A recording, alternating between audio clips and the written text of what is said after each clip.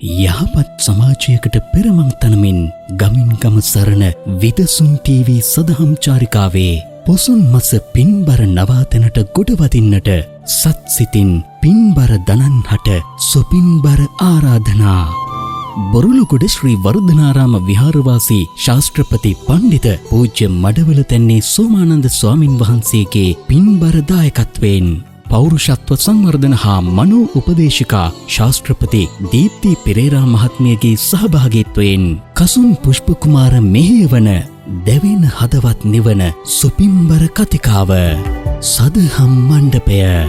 මෙවර නිරෝගිමත් මානසිකත්වයෙන් යුතු දරුවෙකු සමාජගත කිරීම උදෙසා දෙමව්පියන්ගේ හා වැඩිහිටියන්ගේ කාර්යභාරය පිළිබඳ උපදේශාත්මක හරබර කතාබහ සමගින් සදහම් මණ්ඩපය විශේෂ වැඩසටහන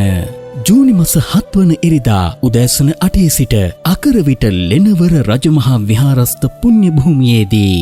දැවෙන හදවත් නිවන සුපින්බර කතිකාව සදහම් මණ්ඩපය